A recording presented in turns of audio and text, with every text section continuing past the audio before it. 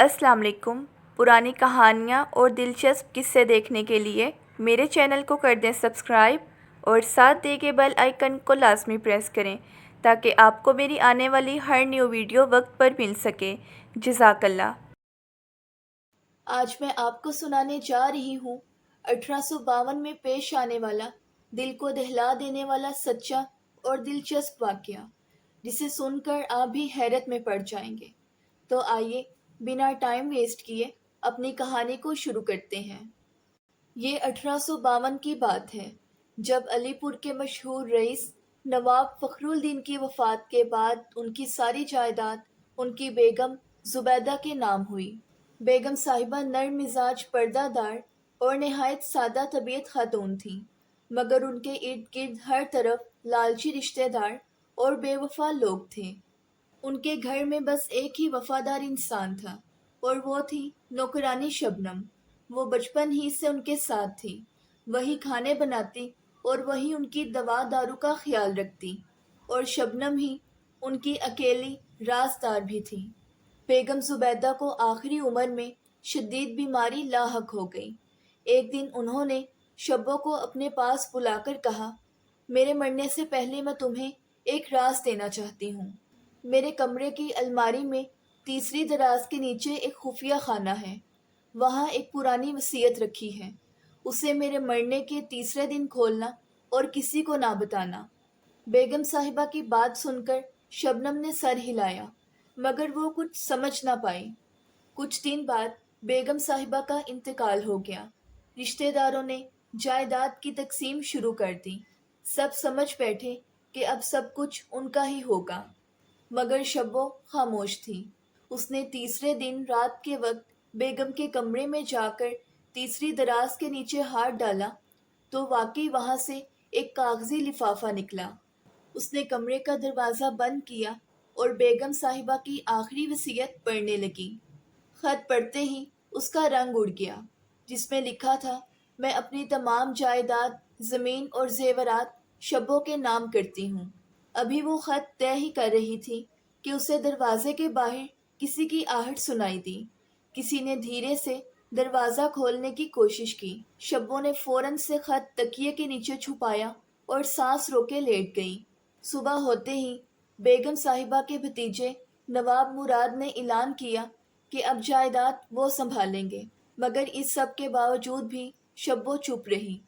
लेकिन उसी रात किसी ने शब्बो के कमरे की खिड़की खोलने की कोशिश की। फिर एक धमकी आवेज पर्ची अंदर फेंकी, जिस पर्ची पर लिखा था, अगर खत तेरी तहवील में है तो समझ ले, तेरी सांसें गिनी जा चुकी हैं। मगर शब्बो ने इस बात का जिक्र किसी से भी ना किया। हर रात उसके कमरे के बाहर कदमों की चाप सुनाई देती। कभी उसके संदूक की जगह बदली होती तो कभी उसकी चादर पर खून के धब्बे होते। एक दिन उसने अचानक दरवाज़ा खोलकर बाहर देखा तो उसे दरख्तों की आड़ में एक साया भागता नजर आया। अब उसने ये खत बेगम साहिबा के वकील को देने का फैसला किया। अगली सुबह वकील से मुलाकात थी, मगर जब वो वहां पहुंची तो वकील जहर खाकर मर चुका था और उसके पास एक पर्ची मिली, जिस पर लिखा था, एक राजदार कम हो गया, अब तेरी बारी है शब्बो। वकील की मौत के बाद शब्बो का दिल कांप गया था। उस रात जब वो बेगम साहिबा के कमरे में बैठी थी, आंखों में आंसू, हाथ में बेगम का खत, तभी दरवाजे पर हल्की सी दस्तक हुई। दरवाज़ा खोला तो सामने नवाब मुराद खड़ा था, जो बहुत नफीस और सुलझा हुआ जाहिर हो रहा था। शब्बो, बेगम साहिबा का बहुत दुख हुआ। दरअसल मैं तुम्हें तन्हा नहीं छोड़ना चाहता था, इसीलिए यहाँ चला आया। नवाब मुराद अब रोज शाम को आता, शब्बों के लिए फूल लाता, तसल्ली की बातें करता, बेगम के किस्से सुनता और कहता, शब्बो, तुम में एक वकार है, मैं तुम्हारी इज्जत करता हूँ। तुम जैसी औरत तो किसी की रानी बनने के काबिल है। शब्बो, जो बरसों से सिर्फ खिदमत, दुख और खौफ में जीती आई थी, उसके दिल में एक उम्मीद सी जागने लगी। एक दिन शब्बो ने नवाब की जेब में से एक कागज गिरते देखा, वही नक्शा जिस पर बेगम साहिबा की जायदाद का मुकम्मल खाका बना था।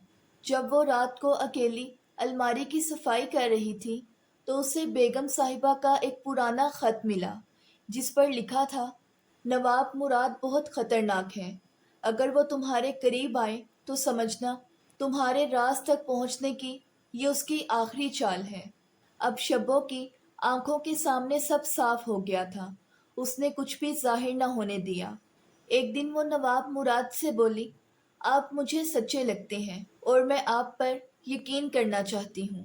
اس رات اس نے نواب مراد کو پرانے کمرے میں بلایا، وہاں جہاں بیگم زبیدہ کی چیزیں محفوظ تھیں۔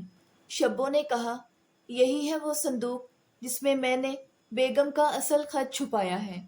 نواب کی آنکھوں میں لالچ چھلک پڑا۔ جیسے ہی نواب نے صندوق کا ڈھکن کھولا، نیچے چھپا ہوا تیز دھار خنجر اس کے سینے میں پیوست ہو گیا۔